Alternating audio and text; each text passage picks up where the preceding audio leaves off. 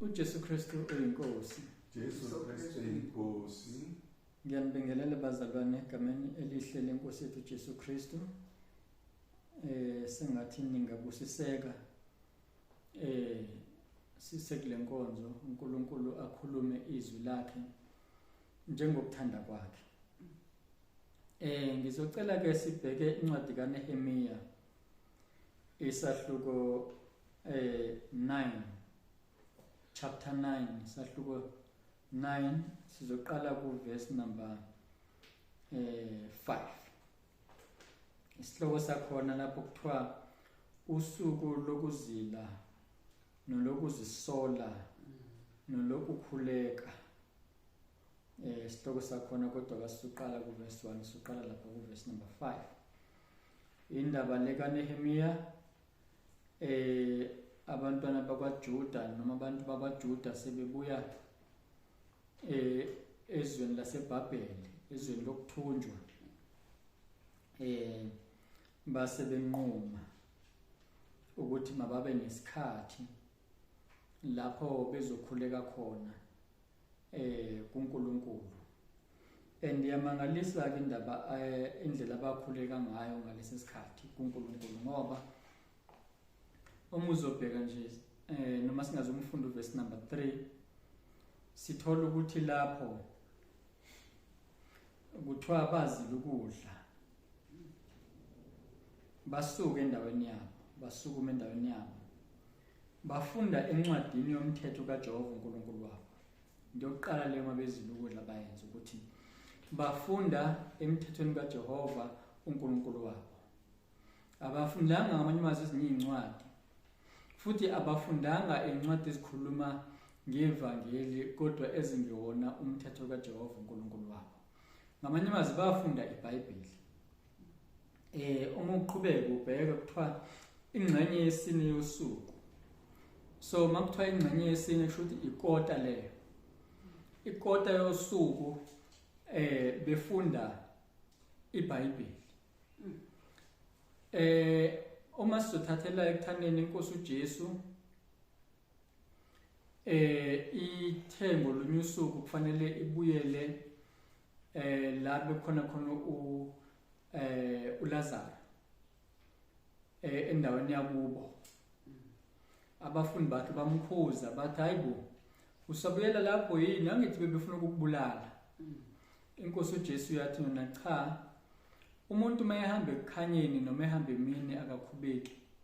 Wathi usuku aluwona yena amahora ayishumi nambili, ukuthi aluwona yena 12 hours usuku. Ukuthi kusho ukuthi ngicabanga ukuthi lapho kuleyo ndawo mhlambe kuleyo season beku 12 hours usuku noma ngesikhathi esokuba khona kwelanga. Uma uzobheka lokho ke kusho ukuthi laba bantu Moses sathatha usuku sithi 12 hours singabali ngokwethu 24 hours. Kusho ukuthi ama-hour 3 bebebhizi befunda iBhayibheli. Bebhizi neBhayibheli nje, behlalele iBhayibheli kulomkhosi ababekuwona, kulokho kuzila kwabukudla ababekukhona. Futhi kuthiwa ingxenye yesine bavuma izono zabo, bakhuleka kuJehova uNkulunkulu wabo. Kusho ukuthi 3 hours bafunda iBhayibheli, 3 hours futhi bakhuleka. Kusho ukuthi manje mazu 6 hours. Kusho ukuthi masibala ukuthi usuku lu 12 hours, kusho ukuthi uhalf wosuku babebhizi nokukhuleka befunda iBhayibheli. Masithatha ngo24 hours kusho ukuthi uhalf wosuku u6 hours umkhuleko, u6 hours ababewenza okufunda iBhayibheli. Akushuwanga ke la izinto kungumthetho lo, kodwa sizwa ukuthi yinto le abayenza bona. Ukuthi kusho ukuthi angisho ukuthi umuntu mangayishayela umthetho ukuthi kufanele ngikhuleke 6 hours ngifunde iBhayibheli 6 hours. Kuya ngokuthi uNkulunkulu ukholela kuphi, kodwa kusho ukuthi iBhayibheli kufanele ulifunde kaningi kakhulu. Sicacisola lokho la nokuthi futhi kufanele ukhuleke kaningi ukhuleka kubaba uNkulunkulu. Umuhle kakhulu mangaba usemkhosini noma uzile ukudla. Ake siqale lapha ku verse number 5. Amalevi oJeshua noKhadmiyeli noBani noHasha Bineya, no Sherebiya, no Hodiya, no Shebaniya, no Pethahiya, athi, sukumani nimbonge uJehova uNkulunkulu wenu, kusukela phakade kuze kube phakade. Malibongwe igama lakho elikhazimulayo, eliphakanyisiwe phezu kwakho konke ukubonga nokudumisa. Wena uJehova wena wedwa, wenzile izulu lamazulu nalo lonke ibandla lawo, umhlaba nakho konke okukuwo, izilwane nakho konke okukuzo, ulonda konke, nebandla lasezulwini likhuleka kuwe. Wena unguJehova uNkulunkulu owakhetha uAbrahama, wamkhipha e-Uri lamakhaledi, wametha igama lokuthi ngu-Abrahama. Wafumana inhliziyo yakhe ithembekile phambi kwakho, wenza isivumelwano naye ukunika inzalo yakhe izwe lamaKhanani, nelamaHethi, nelama-Amori, nelamaPherizi, nelamaJebusi, nelamaGirigashi. Wawafeza amazwi akho ngokuba ulungile. Wabona ukuhlupheka kwawobaba eGibhithe, wezwa ukukhala kwabo ngaselwandle olubomvu. Wenza izibonakaliso ezimangalisayo kuFaro nasezincekwini zakhe zonke, nakubo bonke abantu bezwe lakhe, ngokuba wazi ukuthi babe baqholoshela, wazenzela igama njengalokhu kunjalo nanamuhla. Wahlukanisa ulwandle phakathi kwabo, badabula phakathi kolwandle emhlabathini owomileyo. Nababaxoshayo wabaphonsa otweni njengetshe emanzini anamandla. Wabahola ngensika yefu emini nangensika yomlilo ebusuku, ukubakhanyisela endleleni ababeya kuhamba ngayo.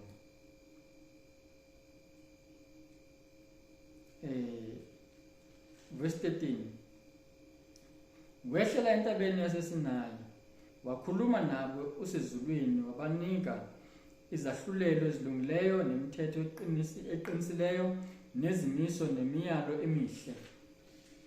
Wabazisa isabatha lakho elingcwele, wabayala ngemiyalo nangezimiso nangomthetho ngesandla sikaMose inceku yakho.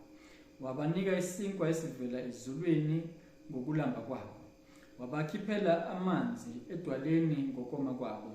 Wabayala ukuba bangene ukulidla izwe owaphakamisa ngalo isandla sakho ukuba ubanike lona. uJesu Kristu inkosi, ngizocela uba mabasa akhuleke.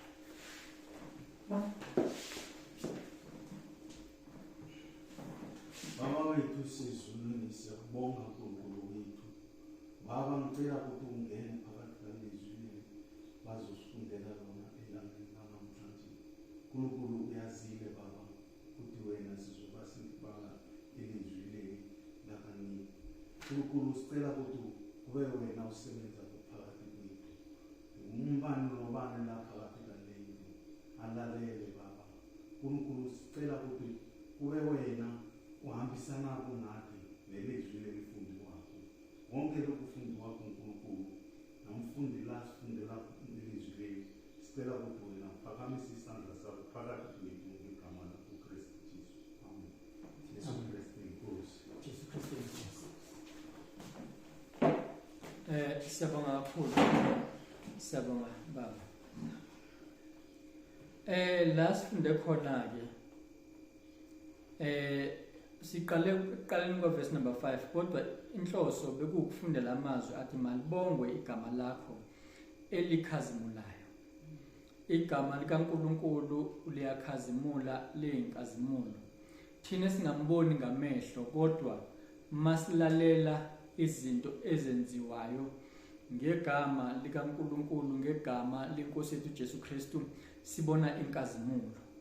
Ngoba sibona kwelikamoya, sibona igama, ukusebenza kwalo igama ukuthi ngempela liyakhazimula, liphakanyiswe ngaphezu kwakho konke ukubonga nokudumisa. Ayikho enye into engabongwa idunyiswe noma efanele ukubongwa idunyiswe okudlula igama lenkosi. lana ke bayakhuleka ke bathi ke noma bayadumisa uNkulunkulu bathi nguJehova wena wedwa wenzile izulu lamazulu nalo lonke ibandla lawo umhlaba nakho konke okukuwo izilwandle nakho konke okukuzo ulonda konke nebandla lasezulwini likhuleka kuwe. uNkulunkulu ke lo udalile izulu, wawudala umhlaba, wadala yonke into esezulwini, wadala yonke into esemhlabeni, wadala yonke into esolwandle nolwandle futhi ludalwe yena. Futhi lezi zinto uNkulunkulu uyazilonda, nebandla lasezulwini sithola ukuthi likhuleka kuye. Asizwa ukuthi ibandla lasemhlabeni noma abantu emhlabeni ngoba abantu kaningi bonile, kodwa ibandla lasezulwini elikhuleka kuye. Ma ibandla lasezulwini ke likhuleka kuye, thina besingobani ukuthi singakhuleki kuye? Yini thina sihluleke kangaka ukukhuleka kuye? Kodwa ibandla lasezulwini lona lingonanga, liyakhuleka kuye, limbonge, limdumise, liphakamise igama lakhe. Bekumele kangakanani nathi siliphakamise igama likaNkulunkulu wethu, simbonge, simdumise uJehova uNkulunkulu wethu, kakhulu ngendodana yakhe eyafika emhlabeni izofela izono zethu, kwaba uthando likaBaba uNkulunkulu, umusa weNkosi yethu Jesu Kristu ukuthi kwenzeke kanjalo. Ngifisa kakhulu ukuthi ke sithi ugxilela ku verse number 7. Kuthiwa wena nguJehova uNkulunkulu owakhetha uAbraham, wamkhipha eUri lamaKhalidi. Uma uzokhumbula kancane ihistory noma masikhuluma ngamakhulunywa ngamaKhalidi, khulunywa ngeBhabheli, khulunywa ngabantu baseBhabheli. Sizokhumbula ukuthi abantu baseBhabheli benza umbhoshongo. Inhloso yabo kwakuwukuthi bafuna ukuya ezulwini bayohlala noNkulunkulu. Babethatha ama-shortcut, babefuna, angithi thina sidalelwe ukuthi sibuse, manje babona ukuthi mhlawumbe lo mbuso abawutholi kahle, indlela ukuthi babuse ngcono kuyiwe bayezulwini bakho umbhoshongo omkhulu ozofinyelela ezulwini. uNkulunkulu wayesethi hayi, laba bantu laba into abayenza ngeke ihlulwe, ngeke ilokhuzi, ngeke ivinjwe umuntu ngoba bamoya munye, bakhuluma ulimi olufanayo. Ngenxa yalokho uNkulunkulu wase enza ukuthi njengoba mina nawe sikhuluma isiZulu, abanye bakhuluma isiNgisi, zehlukanile. Zihlukaniswa ukuthi abantu baseBhabhele benze umbhoshongo bezama ukuthi bawufinyelele ezulwini, kanti akusiyona indlela yokuya ezulwini leyo. Indlela yokuya ezulwini ngokukaJohn isahluko 14 verse 6, igama layo uJesu Kristu, inkosi yethu ephilayo. Uthena uyindlela neqiniso nokuphila, wathi akakho oza kuBaba ngaphandle kwakhe. Manje laba bantu bebefuna ukuza kuBaba ngaphandle kwakhe, ngaleyo ndlela behluleka, ababazanga ukuza kuBaba. Manje uNkulunkulu into yokuqala yenzile, esebona indaba ukuthi imbi kanje, 1, wamkhetha uAbraham. Ngamanye amazwi abantwana bakaNkulunkulu bakhethwe uNkulunkulu, abamkhethanga bona uNkulunkulu, kodwa uNkulunkulu obakhethile, ngoba thina abantwana bakaNkulunkulu siyinzalo kaAbraham. Ngakho ke sikhethiwe, asizikhethanga thina. Uma ke ukhethiwe, ukhethwa, wenza intando yalo okhethayo. Mangaba uyofesa emsebenzini, uyofuna umsebenzi, bese umqashi akhethe ukuthi uzosebenza wenze lo msebenzi afuna ukuthi wenze, awuzukwenza eminye imisebenzi ngokuthanda kwakho ngoba uqashiwe noma ukhethiwe. Uma ukhethiwe awenzi umathanda wakho. Laba abangazange bakhethwe baqhubeka bazenzela umathanda wabo. Uma emkhetha uNkulunkulu uAbraham noma uAbraham, into yokuqala ayenzayo uyamkhipha eUri lamaKhalidi. uyamkhipha endaweni yamakhalidi, uyamkhipha ezihlotsheni zakhe, uyamkhipha la ezalelwe khona, uyamkhipha kule ndawo ebizomenza ukuthi aqhubeke ngendlela nangosiko lwakhona. Ngoba noma ngabe uNkulunkulu bezokhuluma into ezithize kuAbraham, kodwa as long as ehlezi kuleyo ndawo uzokwenza izinto ngendlela leyo ndawo. Uma ngabe kuleyo ndawo bebekhonzwa inkosi ekhonza umunye uNkulunkulu noma engayithandi lo uNkulunkulu engamfuni, kodwa ubezochaphazeleka azithole esenza izinto ezenziwa kuleyo ndawo. Ngakho ke wadinga ukuthi uNkulunkulu akamkhiphe. Should ilona lo mzalwane ma ebizwa nguNkulunkulu, ekhethwa nguNkulunkulu, uyakhishwa. Umbuzo wami ke ukuthi ukhishiwe yini? Uma ukhishiwe, ukhishwe kukuphi? Umuntu mayengakholwa uhlezi ezonweni, yileyo ndawo ahlezi kuyona, yilelo zwe ahlezi kulona, yilelo zwe lelo eliyuri lamakhalidi lakho nasezihlotsheni zakho la ujabula khona. Ngoba uNkulunkulu mayekhetha uzokutshena, hayi ukuthi uzokhipha ngenkani, ngoba Abraham cha akazange akhishwe ngenkani. Kwathiwa phuma ezweni lakini, phuma ezihlotsheni zakho, watshelwa. Nawe namhlanje uyatshelwa ukuthi phuma ezonweni zakho, phuma kulento ohlezi kuyona.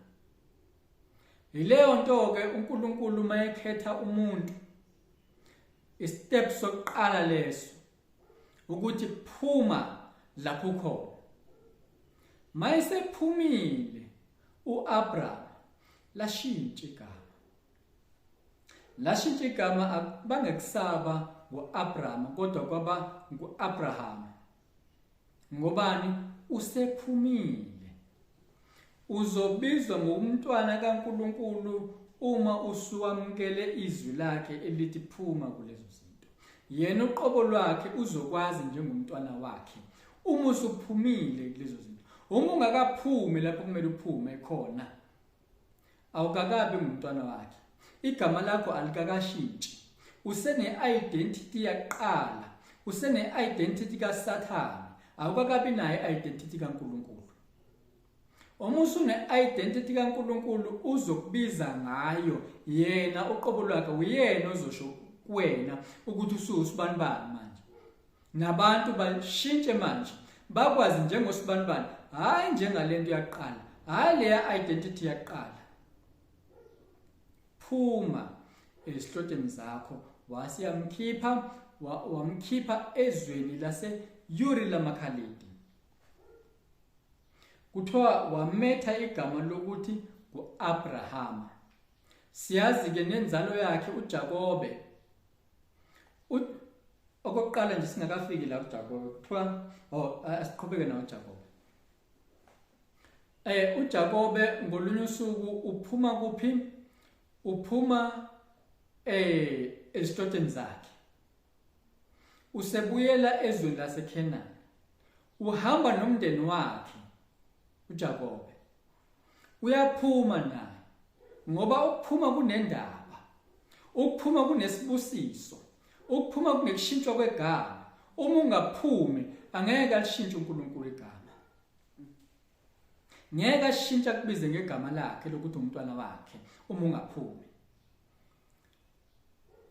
Uthebe sendleleni esesaba ukuhlangana nomfowabo uEsawu. Hayi wabona ikhona. Into ezomsiza la ukuhlangana noNkulunkulu yena yedwa.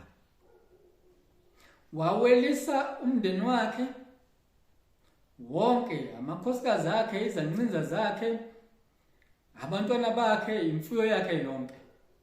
Wakubuyisela ngaphesheya. Wabuyela ngala ebusuku.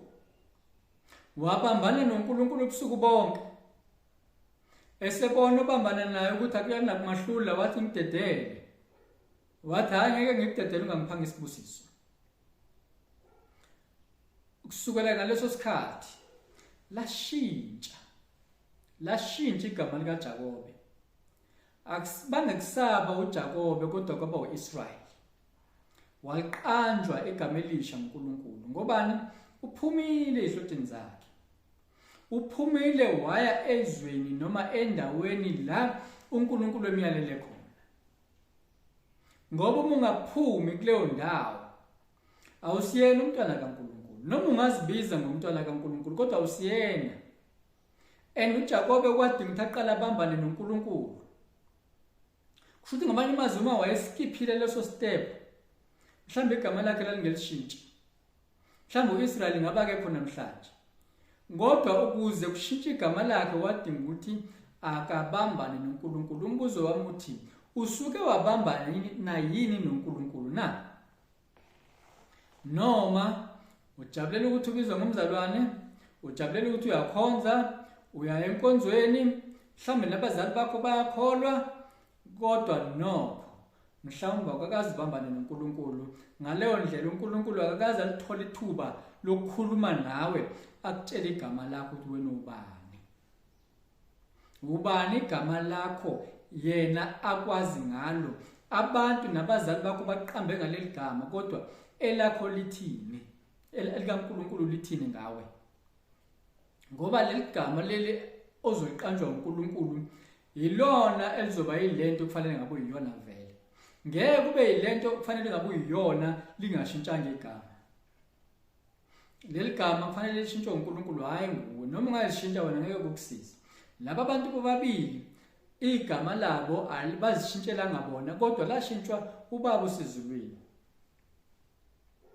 Verse 8, wafumana inhliziyo yakhe ithembekile phambi kwakho, wenza isivumelwano naye ukunika inzalo yakhe izwe lamaKhanani, nelamaHeti, nelama-Amori, nelamaPherizi, nelamaJebusi, nelamaGirigashi.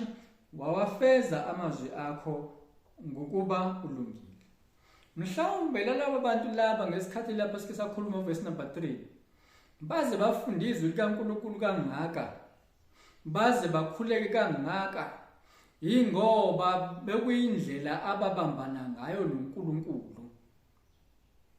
Kusho ngamanye amazwi indlela mina engingayisebenzisa ukuthi ngibambane noNkulunkulu ukuba semkhulekweni, kwesinye ngibe semkhosini ngiwelisa yonke into, ngifuna ubuso bukaNkulunkulu. uJakobe uwelise umndeni wakhe wonke nezingane zakhe waziwelisa. Angazi ke wena mntwana kaNkulunkulu ukuthi usuweliseni ukuze ubambane noNkulunkulu. Lento ethanda kangaka usuyiwelisile yini ukuze ubambane noNkulunkulu? uAbraham ake sithola ukuthi la uNkulunkulu wafumana inhliziyo yakhe ithembekile phambi kaNkulunkulu. Okuwukuthi uAbraham lo uNkulunkulu useke wamvivinya, wayesefumana ukuthi hayi lo muntu uthembekile. Uma ungabheka nje isivivinyo sokuqala, sakhumbula noma belapha ku-69-70 kanje, eqala ukuthenjiswa noma ethenjiswa, mhlawumbe engaqala ngazi kodwa ethenjiswa ukuthi unguyise wezizwe eziningi. Empeleni ukuthenjiswa kwakhe ngikholwa ukuthi kuqale makushintsha igama. Malishintsha igama saqalisa ithembiso sokuthi unguyise wezizwe eziningi.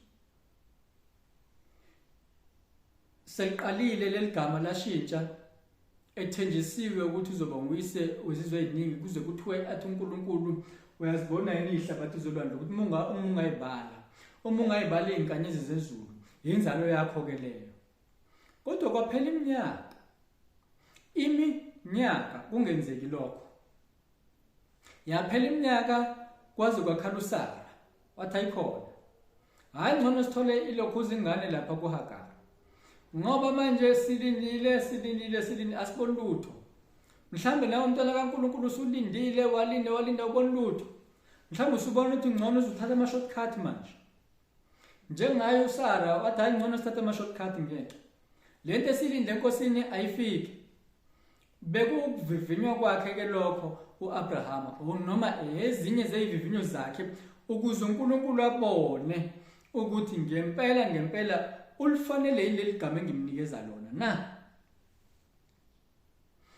Hayi wazomvivinya ngisho nango-Isaka indodana yakhe. Wathi hayi thatha indodana yakhe uyonikela ngayo bengumnikelo. Hayi wayiphasa u-Abrahama leyo test. Angazi noma mina nawe besingayiphasa leyo test. Mhlawumbe besingeke siyiphasa angazi. Kodwa sithola ukuthi uNkulunkulu wamfumana ethembekile phambi kwakhe. Wasewenza isivumelwano sokuthi adle lezi zizwe. Uma uNkulunkulu ekufumana uthembekile phambi kwakhe, uzokwenza isivumelwano nawe ukuthi uzongena ezulwini. Kusho ukuthi noma esekubizile ukukubiza kwakhe akakakunikezi igaranti yokuthi uzofika ezweni lesethembiso la idestiny yakho eyifuna khona. Akakapheleli, usazovivinywa. And mayivivinya akakuvivinyela ukuthi utholakale uthembeke phambi kwabantu. Akakuvivinyela ukuthi utholakale uthembeke phambi kwamfundisi. Ukuvivinyela ukuthi utholakale uthembeke phambi kwakhe ebusweni bakhe. Mase kutholile ukuthi uthembekile, usezokufaka ezweni akuthembisela lona. Uzokwenza isivumelwano sokuthi wena uyangena ezulwini manje. Ngoba ukuvivinyile wathola ukuthi uthembekile. Kuthiwa ke ukumnikeza inzalo yakhe izwe lamaKhanani nelamaHeti nelama-Amori nelamaPerizi nelamaJebusi nelama Girigashi, wawafeza amazwe akho ngokuba ulungile. Khulunywa ngumuntu oyedwa la. Kuthiwa inzalo yakhe izoyodla noma ithathe izwe elihlala lezi zizwe. Okuwukuthi inzalo yakhe ukuze iyofinyelela ezweni lesethembiso kumele ilwe, inqobe. Bebengeke bavele bayifikele nje kalula nje bavele bayigudlukele laba bantu. Yebo uNkulunkulu behamba nabo, kodwa bekumele balwe. Noma ngabe uNkulunkulu uhamba nawe, kumele ulwe ukuze ungene ezweni lesethembiso. Angeke ungene ungalwanga. Noma ngabe ulwile, mawuhlulekile ngeke ungene. Abehluleka bengakangeni abangenanga. Kwathi abazojikeleza iminyaka u40 ngoba bengamethembanga uNkulunkulu. Abaningi abebeneminyaka u20 nangaphezulu abangenanga. Ngobani? Yabehlula impi. Yebo bafika empini kodwa yabehlula. Kusho ukuthi abantu mazi noma ufika empini yilwa uyinqobe. Uyinqobe hayi ukuthi unqotshwe. Ukuze ungene ezweni lesethembiso. Ngoba ngeke ungene unganqobanga.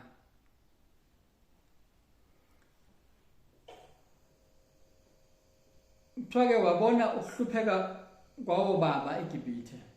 Wezwa ukukhala kwabo ngaselwandle olubomvu. Nakhona lapho futhi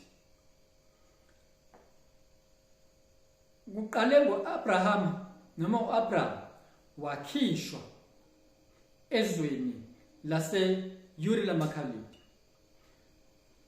Sekusukela lapho sebeselokhuzeni ezweni laseKhenani. uJakobe usexabana nomfowabo. Uyabaleka uyasuka ezweni laseKhenani. Uya ezihlotsheni zakhe. Mayifika lapha ezihlotsheni zakhe, kwamphoqa ukuthi makabuyele la uNkulunkulu ayibakhombe khona. And ukufika kwakhe kwakumele ukuthi akusuke umfowabo lapho. Ngoba bebengeke bakwazi ukuhlalisana, noma wazama ukucela ukuthi mabahlalisane kodwa bebengeke bahlalisana. Kwakusiyona intando kaNkulunkulu nenhloso kaNkulunkulu ukuthi mabahlalisane. Ngoba kusiyona inhloso kaNkulunkulu nentando kaNkulunkulu ukuthi kuhlalisane omubi nomuhle, kuhlalisane kaSathane nokaNkulunkulu. Akwenzeki kanjalo. Ngakho kwakudinga ukuthi ekugcineni kube inzalo kabani? kaJakobe. Yikho uJakobe washintshwa igama. Igama alishintshwanga ku-Isaka. Ngoba uJakobe bekumele naye alwe. U-Isaka bekumele athole aboJakobe.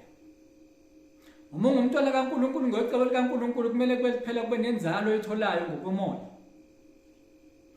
ukuze kufezeke icebo likaNkulunkulu. Noma ngayiphi indlela, noma ngaba kuthiwa ushumelanga, kodwa kufanele kwenzeke indlela yokuthi le nzalo kaNkulunkulu elungile yenzeke phela. Kodwa mase kufika kuJakobe, ngoba uJakobe bekumele asuse ngonke angakufuna uNkulunkulu, noma bekungabafowabo izithi inkosi uJesu izitha zomuntu kuyakuba ngabendlu yakhe.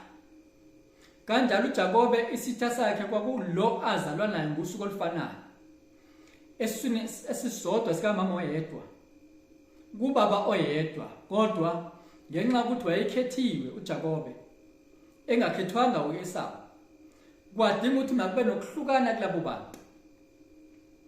Kwase kudinga ukuthi makushintshwe igama ngoba naye kubize ukuthi makaphume ezihlotsheni zakhe. Ngoba mosophume ezihlotsheni zakho kudinga ukuthi kushintshwe igama. Kwahamba njengoba uNkulunkulu wayeshilo kuAbraham engakatholi noyedwa umntwana, kodwa wakusho uNkulunkulu lokho.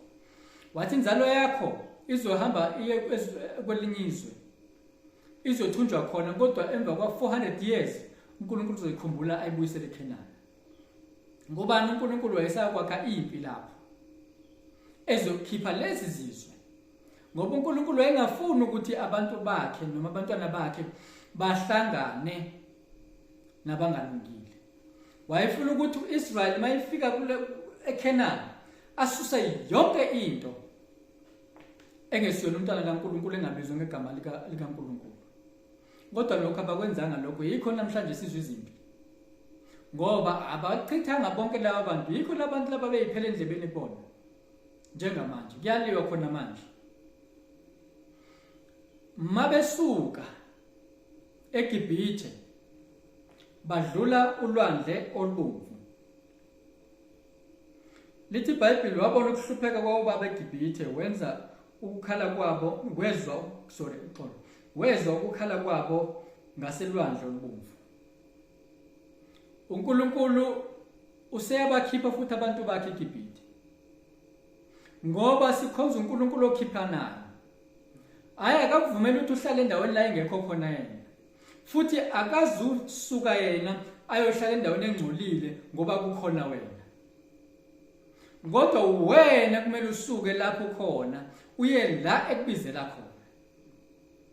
Ngazi ke noma usendaweni la ekubizela khona na. Kodwa siyathola ukuthi weza ukukhala kwabo ngaselwandle olubomvu, wenza izibonakaliso nezimangaliso kuFaro nasezincekweni zakhe zonke nakubo bonke abantu bezwe lakhe, ngokuba wazi ukuthi babeqholoshela wazenzela igama, njengalokhu kunjalo nanamuhla. Wazenzela igama. Leli gama liqale ngoba uqale wakhetha. Uzenzele igama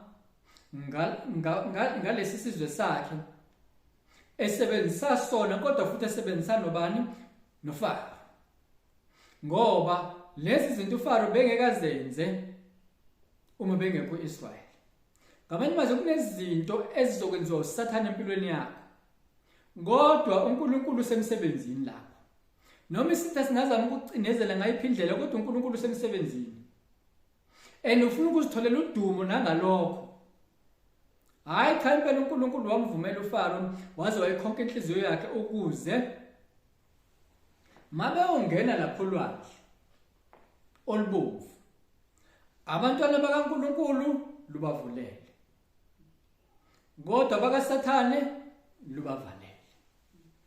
Injalo ke indlela kaNkulunkulu. uNkulunkulu ungumlilo oqothulayo, nezikhonzi zakhe ziyilangabi lomlilo. Kodwa abasesihlokweni lo mlilo uyabashisa, abasezulwini lo mlilo wabashisa. Ulwandle olufanayo abakaNkulunkulu labavulele ukuthi mabadlule. Same sea, abangcolile abangabona abantwana bakaNkulunkulu lababhubhisa. Ulwandle olufanayo lolo. uNkulunkulu unjalo ke, sebenza ngendlela ejulile. Thwake wabahola, verse 12, wabahola ngensika yefemini nangensika yomlilo, ebusuku ukubakhanyisela endleleni ababekuhamba ngayo. Wehlela entabeni yaseSinayi wakhuluma nabo wehlela entabeni yaseSinayi uxolo. Wakhuluma nabo usezulwini, wabanika izahlulelo ezilungileyo. Into yokuqala leyo uNkulunkulu asenzela yona. Wehla waya entabeni yaseSinayi esebenzisa uMose, ngoba uNkulunkulu usebenza ngomuntu. Mayefuna ukusebenza emhlabeni uzosebenzisa umuntu. Ngesikhathi efuna ukuzosindisa emhlabeni waletha uJesu Kristu inkosi ephilayo ukuthi ibe ngumuntu, ukuze akwazi ukusebenza emhlabeni. Mhlambe nawe uNkulunkulu ufuna ukukusebenzisa, kodwa ngeke akusebenzise ungasihlambululanga. Uma sifuna Isaiah chapter 6 uzothola lapho ukuthi Isaiah ubona uNkulunkulu ehlezi, ubona uNkulunkulu esesihlabeni sobukhosi. Nanga lokhuza ngithi amakherubi serafin mangaphosisi. Serafin uyayibona inkazimulo kaNkulunkulu kuthiwa ungcwele ungcwele ungcwele. Wathi maye kimi inkosi ngoba ngiphelile. Mayibona lokho wathi indebe zakhe ingcolile. Uhlala phakathi kwabantu abayindebe ezingcolile. Yayibona ke inkinga yokuhlala yikho uNkulunkulu ekhipha. Ngoba mhlambe nakuyo Abraham la ehlala khona mhlambe indebe zalayo bantu zingcolile zimngcolisile. Kwadinga ukuthi makaphume. uNkulunkulu uyakhipha. Hayi esekushilo lokho ingelosi yathatha ngodlawo ilahle yalibeka endebeni zayo. Yathi usuhlanjululiwe, izono zakho zisusiwe. Kwase kuzwakala izwi likaJehova ekuqaleni ukukhuluma ingelosi. Mase ehlanjululiwe sesithola sekukhuluma izwi likaJehova. Mhlambe yikho izwi likaJehova lingazange likhulume nabantwana bakwaIsrayeli direct, kodwa esebenzisa uMose. Ngoba kwakufanele uMose ayihlambulule, ngoba lo thunywa kufanele ahlanjululwe ukuze abe nokuxhumana noNkulunkulu, ukuze akwazi ukuthatha umbiko kaNkulunkulu njengokunjalo awuhambise kubantu. Yikho kwakufanele avume izono zakhe qala uIsaiah. Mase ivumile izono zakhe kwathuthathelelwe. Mase kushiwo uthuthathelelwe seqinisekisiwe uthuthathelelwe. Kwase kuzwakala izwi elivela kuNkulunkulu wathi ngiyakuthuma bani. Wathi uNkulunkulu ngubani oyakusiyela na? Okuwukuthi wayekhuluma kuyena ubaba uNkulunkulu, kuyena inkosi yethu uJesu Kristu indodana yakhe, kuumoya ingcwele ethi ngubani oyakusiyela, ngoba emhlabeni ngithe usebenza ngomuntu, kodwa kulowo muntu kufanele afake umoya wakhe. Wahamba washumayela. Kungemnandi ngobani? Kuqale indaba ekutheni navuma izono zakhe. uNkulunkulu wayesimsebenzisa. Ngithe uIsaka akukuningi kangako esithola ukuthi kwenzile, kodwa wathola abantwana. Abantwana bakhe ibona beqhubezela iplan kaNkulunkulu, baba yilesi sizwe esagcina singenile ezweni lesethembiso. Naye ngoba wayesezweni lesethembiso ngaleso sikhathi, wabanika izahlulelo ezilungileyo. Nanzo-ke into eyenza ukuthi uNkulunkulu athuma abantu bakhe, ukubanikeza abantu izahlulelo ezilungileyo nemithetho eqinisileyo, nezimiso nemiyalo emihle.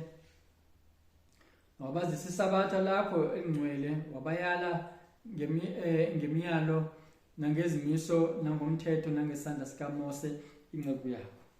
Yabona ukuthi njengoba sivezile ukuthi uNkulunkulu usebenzisa umuntu, la wasebenzisa isandla sikaMose, wabanika isinkwa esivela ezulwini ngokulamba kwabo, wabakhiphela amanzi edwaleni ngokoma kwabo, wabayala ukuba bangene ukulidla izwe owaphakamisa ngalo isandla sakho ukuba ubanike lona.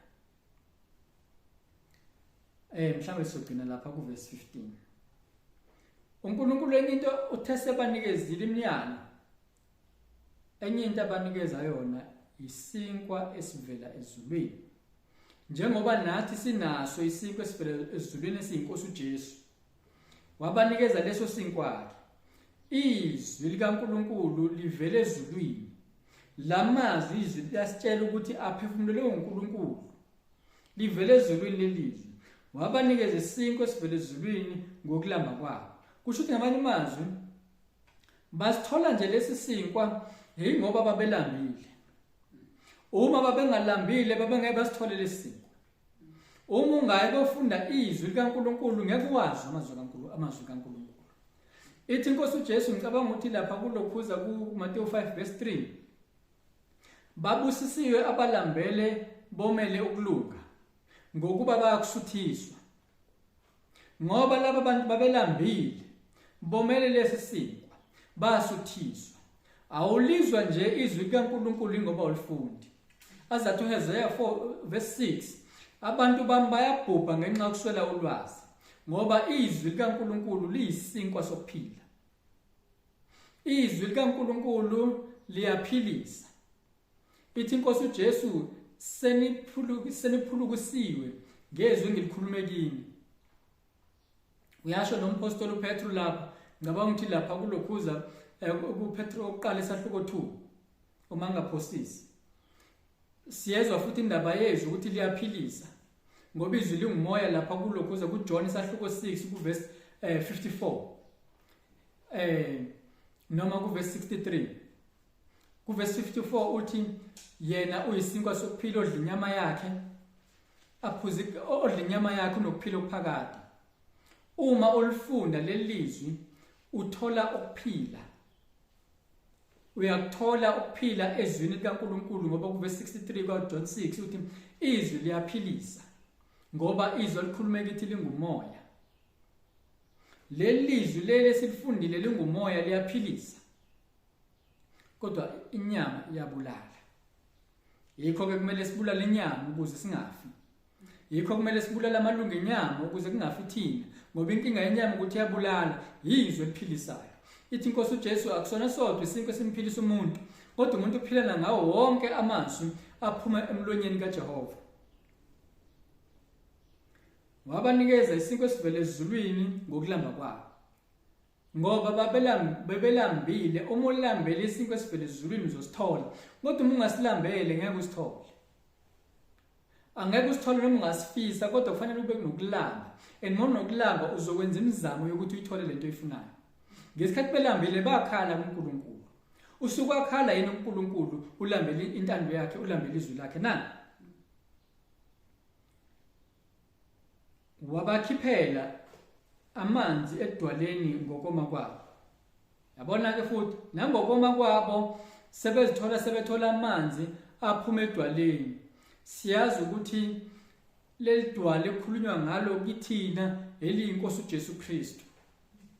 Sizoyithola le nkosi uJesu Kristu uma siyomele. Uma siyomele izisho lapha kuJohn isahluko 4. Ukuthi ophuza kulawo manzi akayi kubesoma naphakade. Ngoba la manzi la ayintethelelo ayigazi likaJesu Kristu angumoya ongcwele. Mangaba la manzi siwaphuza njengoba kuthiwa baphuze edwaleni ngokoma kwabo. Kusho ukuthi mabengomile babengeke baphuze. Kusho ukuthi sengibiziwe kufanele ngiqhubeke ngomele insindiso. Ngiqhubeke ngomele ukupheleliswa kuNkulunkulu. Njengalokhu sazi kulokhuza kuJohn 3 verse 3 no 5 ukuthi umuntu mangaba engazalwa kabusha, engazalwa ngomoya nangamanzi, noma engazalwa ngamanzi nangomoya, angeke ubone umbuso kaNkulunkulu. Lowo muntu lo. Yikho labantu laba kwabiza ukuthi badle isinkwa esivela ezulwini ukuze bangene eKhenani. Ngoba babezofela endleleni uma ngaba bebengasidlanga lesinkwa. Kwakungekho ukudla lapho bekhona futhi babengatshali. Indlela iyodwa eyokuthi eyizobasiza ukuthi bakwazi ukufinyelela lapha beyakhona ukuthi badle lesi sinkwa. Mntwana kaNkulunkulu, indlela yezulu iyodwa zokusiza. Udle lesisinkwa, uphuze kulawo manzi aphuma edwaleni. Nakhona uzokwenza lokho ngoba ukomele. Uma uwomele lawo manzi uzowathola. Ngoba babusisiwe balambele bomele ukulunga. Uma usilambele lesi sinko uzosithola. Hayi kodwa uma ungalambeli usuthiswa into zalomhlaba. Hayi ke khohlwa. Ngeke usithole lesi sinko. Ngeke futhi uwathole lawo manzi. Ethi inkosi uJesu ophuza kulawo manzi akabe esoma naphakade. Abesethi kodwa esiswini sakhe kuyagobhoza amanzi okuphila. Ngazi noma kuwena khona amanzi okuphila na. Asigcine lapho ke sicele umama asikhuleke mama basi.